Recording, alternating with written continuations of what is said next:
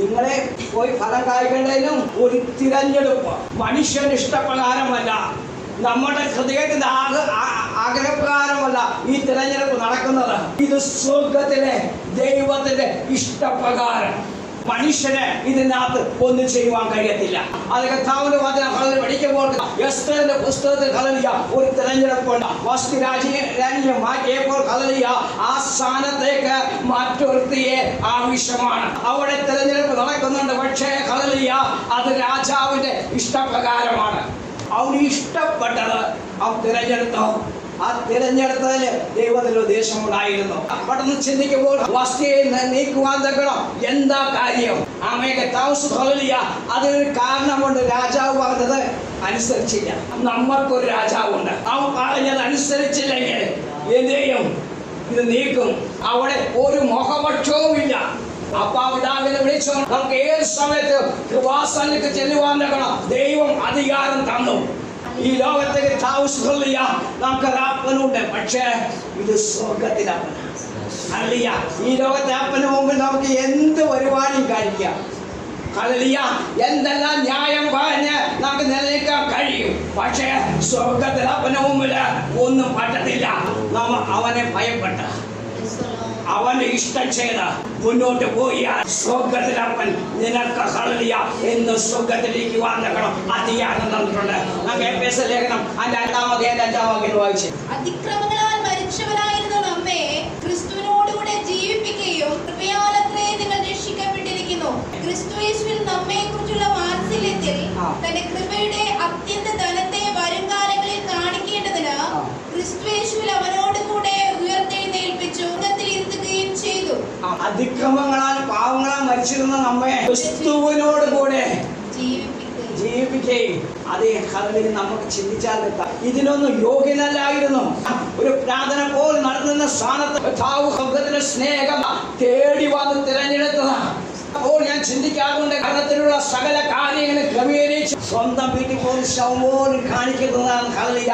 ഹൃദയത്തിൽ ചിന്തിച്ച ഹല്ലേലൂയ. കാസർഗോഡ് പ്രദേശത്ത് കടന്നുപോകാൻ ആഗ്രഹിച്ചപ്പോൾ ഹല്ലേലൂയ അതിനുള്ള വഴികൾ ഒരുക്കിയപ്പോൾ എന്നോട് ചോദിച്ചൊരു ചോദ്യമുണ്ട്. ഹല്ലേലൂയ, നീ മരിച്ചാൽ നിന്റെ ആത്മാവ് എവിടെ പോകും? ഞാൻ ക്രിസ്തീയ കുടുംബത്തിൽ ജനിച്ചത് കൊണ്ട് പലപ്പോഴും ഞാൻ പറയും ഞാൻ സ്വർഗത്തിൽ പോകുമെന്ന്. പക്ഷേ ആ ചോദ്യം എന്നെ വളരെ ചിന്തിപ്പിക്കുവാൻ തക്കനോടെയായി, എന്നെ പിടിച്ചു കുലുക്കുവാൻ തക്കനോടെയായി. പലപ്പോഴും വചനം പ്രസംഗിക്കുന്നത് കേട്ടിട്ടുണ്ട്, പലപ്പോഴും വചനങ്ങൾ ഹല്ലേലൂയ ശ്രദ്ധിച്ചിട്ടുണ്ട്. പക്ഷേ അന്ന് വരെയും തൊടാത്തൊരു ചോദ്യം എന്റെ മുമ്പിൽ വന്നപ്പോൾ അത് ഞാൻ കീഴ്പ്പെടുവാൻ തക്കനോടെയായി.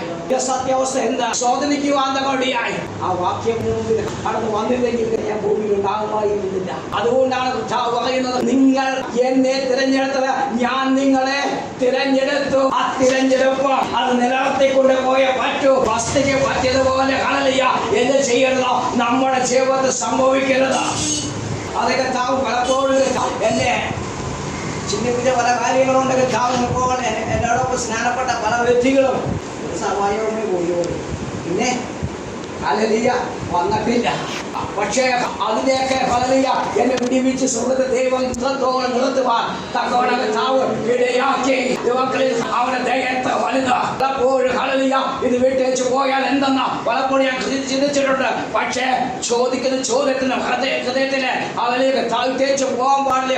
പല പ്രതിസന്ധികൾ നടുവിൽ നിന്നപ്പോൾ ചിന്തിച്ചു. പക്ഷേ ഞാൻ ഹല്ലേലൂയ അപ്പോൾ ഹല്ലേലൂയ സംഗീതക്കാരൻ പറഞ്ഞു പോലെ ആ വാക്യം നമ്മെ അല്ലെ ദുഷ്ടമാർക്ക് വരുന്ന സൗഖ്യം കണ്ടട്ട ഹല്ലേലൂയ എനിക്ക് അവരോട് അസൂയ തോന്നി.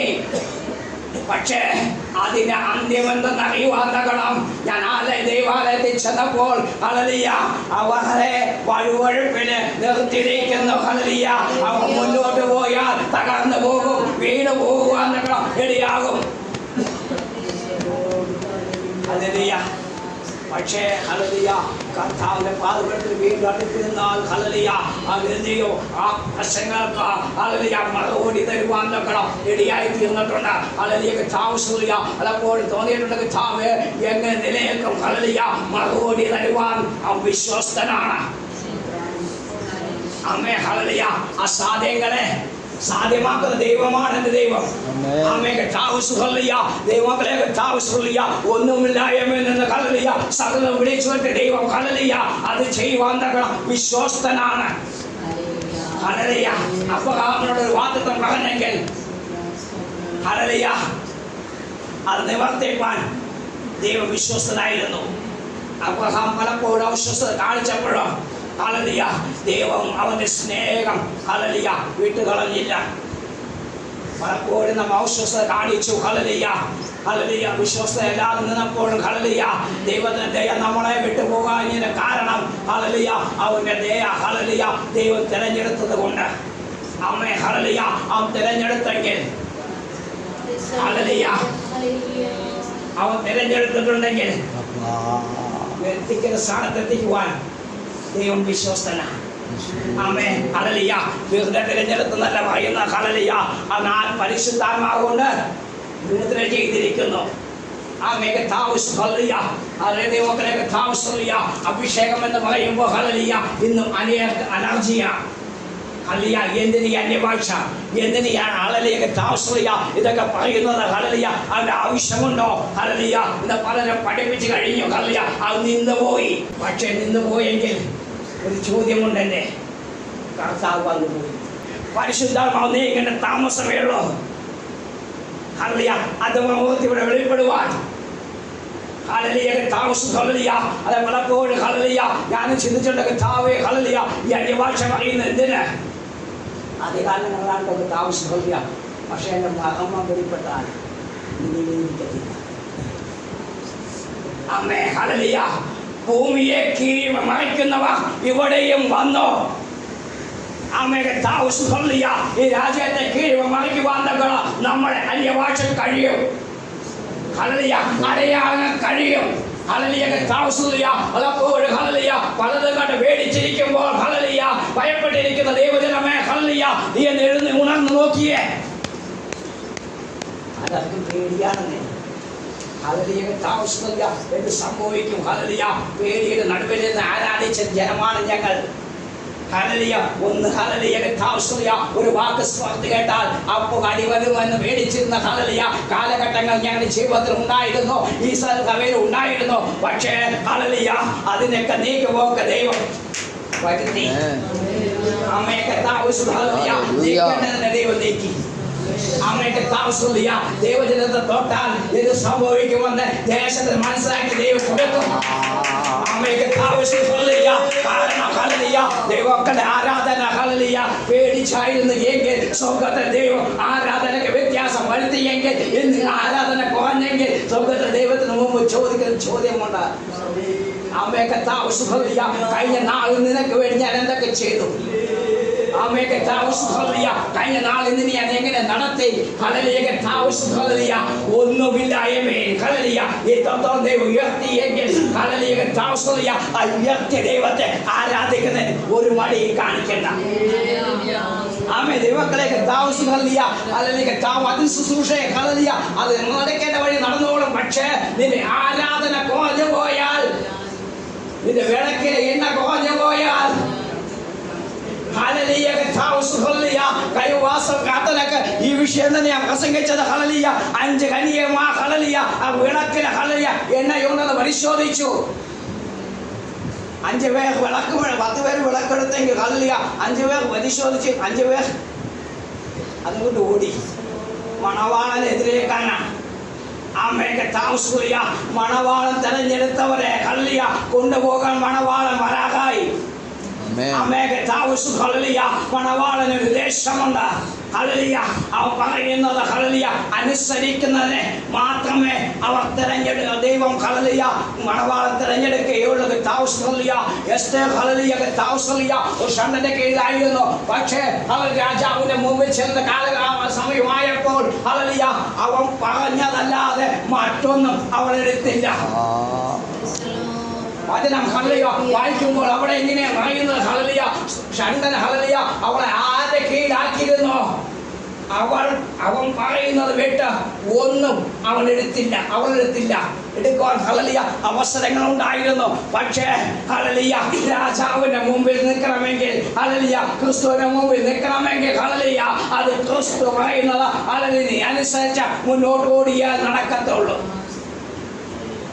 ആമേൻ ഹല്ലേലൂയ യുദ്ധം ചെയ്യുമ്പോൾ ഹല്ലേലൂയ അതിന് ചിട്ടയുണ്ട്.